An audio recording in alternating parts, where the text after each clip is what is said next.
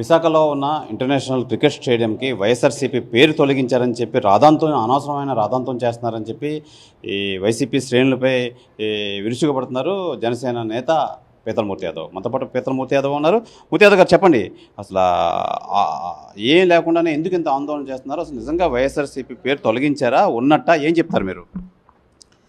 ఏదైతే పిఎం పాలనలో ఉన్నటువంటి ఇంటర్నేషనల్ క్రికెట్ స్టేడియం ఏదైతే ఉందో, international cricket stadium ACA VDCA అనేటువంటి పేరుతో ఉన్నటువంటి స్టేడియంకి వైసీపీ ప్రభుత్వం వచ్చిన తర్వాత వైఎస్ఆర్ పేరు అన్నది పెట్టడం జరిగింది. వైఎస్ఆర్ పేరు ఎక్కడ తొలగించారని చెప్పి ఇవాళ అమర్ని వైసీపీ నేతలను క్వశ్చన్ చేస్తూ ఉన్నాం. నిన్న వాళ్ళు చేసిన ధర్నా ఏదైతే ఉందో, ఒక సినీ పక్కీలో చేసినటువంటి ఆ డ్రామా ఏదైతే ఉందో, అమర్ చేసిన డ్రామా, అమర్ మాట్లాడింది ఏసీఏ వీడీసీఏ వైఎస్ఆర్ అని పేరు ఉన్నది కదా, ఆ పేరు లేదని చెప్పి అమర్ ఎలా చెప్పగలడు? అమరు రెడ్డెం సూర్యారావు గారి దగ్గర ప్రాంతీయ కంటి ఆసుపత్రికి వెళ్ళి కళ్ళు చూపించుకోవాల్సిన అవసరం ఉంది. అమర్ రేపు జరగబోయేటువంటి క్రికెట్ మ్యాచ్ ఐపీఎల్ ఏదైతే ఉందో, దీంట్లో కూడా YSR ACA VDCA cricket stadium అని ఉంది. నిన్న వాళ్ళు చేసినటువంటి కార్యక్రమం కూడా వైఎస్ఆర్ పేరు ముందరే వెళ్ళి నించొని కార్యక్రమం చేశారు. కేవలం రాజకీయ లబ్ధి వీళ్ళు ఉనికిని చాటుకోవడం కోసం అమర్ చేస్తున్నటువంటి డ్రామాలు ఏవైతే ఉన్నాయో, కూటమి ప్రభుత్వం మీద చేస్తున్నటువంటి చిల్లర చేష్టలు ఏవైతే ఉన్నాయో, ఇవి ప్రజలందరూ గమనిస్తూ ఉన్నారు. కేవలం అమర్ విశాఖ బ్రాండ్ ఇమేజ్ని అంతర్జాతీయ క్రికెటర్లు వచ్చేటప్పుడు దెబ్బతీయడానికి చేస్తున్నటువంటి కుట్రలో భాగంగానే అమర్ ఇటువంటి కార్యక్రమాలు చేపడుతున్నాడు తప్ప నిజంగా వైఎస్ఆర్ పేరు ఎక్కడ తొలగించారు? అక్కడ రాజశేఖర రెడ్డి గారి విగ్రహానికి నిన్న వాళ్ళు పూలదండ వేశారు కదా, మరి పేరు తొలగించుంటే విగ్రహం కూడా తొలగించుండేవారు కదా. పేరు తొలగించారా, విగ్రహం తొలగించారా, ఏం చేశారు? అసలు ఎటువంటి చేయకుండానా లేనిపోని అపోహలు క్రియేట్ చేసి కూటమి ప్రభుత్వం మీద బురద జల్లే కార్యక్రమం చేయబోతున్నటువంటి అమరు ఒక విషయం గుర్తుపెట్టుకోవాలి. జగన్మోహన్ రెడ్డి ప్రభుత్వంలో విరాట్ కోహ్లీ గారు అలాగే ధోని గారు ప్రయాణిస్తున్నటువంటి బస్సు ఏదైతే అప్పుడు విశాఖలో జరిగినటువంటి అంతర్జాతీయ మ్యాచ్లో ఆ ప్రయాణిస్తున్న బస్సు పైన వైసీపీ నేతలే దాడి చేశారు ఆ బస్సు మీద.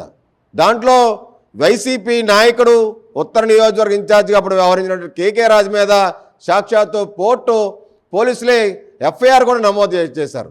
ఎస్పీజీ బృందం ఫిర్యాదు చేస్తే కేసు నమోదు చేశారు.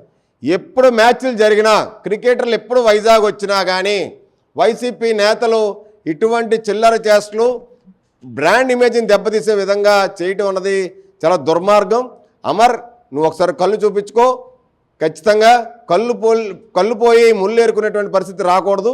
నీ రాజకీయ లబ్ధి నువ్వు ధర్నాలు చేయాలనుకుంటే ఇల్లు మీ విజయసాయి కొట్టేసినటువంటి దశపల్ల భూమి ధరకి వెళ్ళి ధర్నా చేయి. వాళ్ళు ప్రధానంగా ఆరోపిస్తుంది ఏంటంటే వైసీపీ వైఎస్ఆర్ పేరు తొలగిస్తున్నారు.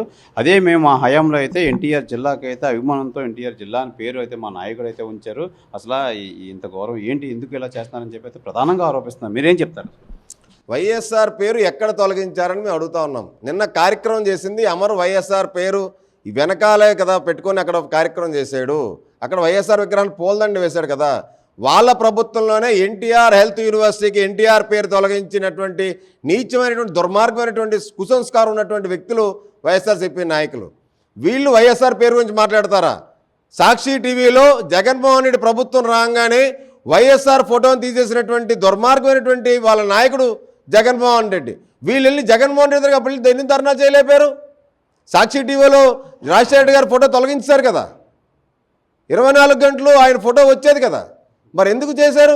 మరి అదే వైఎస్ఆర్ గారి పేరు మీద వైఎస్ఆర్ మీద వీళ్ళకి అభిమానం కనుక ఉంటుంటే వైఎస్ విద్యా దీవెన, వైఎస్ వసతి ఎందుకు పెట్టలేదు?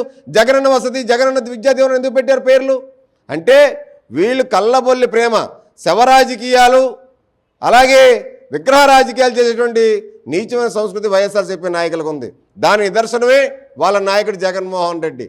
రాజశేఖర రెడ్డి గారు భౌతిక గాయం ఇంకా అక్కడ ఉంటుండగానే ముఖ్యమంత్రి కోసం సంతకాలు పెట్టించుకున్నటువంటి దుర్మార్గమైనటువంటి నీచమైనటువంటి సంస్కృతి కలిగినటువంటి నాయకుడు వాళ్ళ నాయకుడు.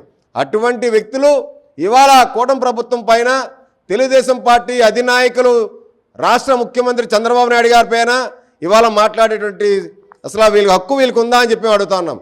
ఖచ్చితంగా మేము చిత్తశుద్ధితో ఉన్నాము. ఏమి వైఎస్ఆర్ సెంట్రల్ పార్క్ ఉంది, పేరు మార్చామా?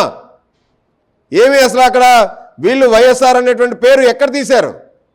వీళ్ళకి కనీసం ఇంగిత జ్ఞానం లేకుండా వీళ్ళు చేస్తున్నట్టు రాజకీయ ఉనికి కోసం చేస్తున్నటువంటి పనులు ఏవైతే ఉన్నాయో రాష్ట్ర ప్రజలు ఇప్పటికే చెప్తున్నాం, ఇప్పటికైనా బుద్ధి తెచ్చుకోండి, తమాషాలు చేయకండి, ఒళ్ళు దగ్గర పెట్టుకొని మీరేం చేస్తున్నారో మీరు విజ్ఞతతో ఆలోచించి కార్యక్రమాలు చేయాలి.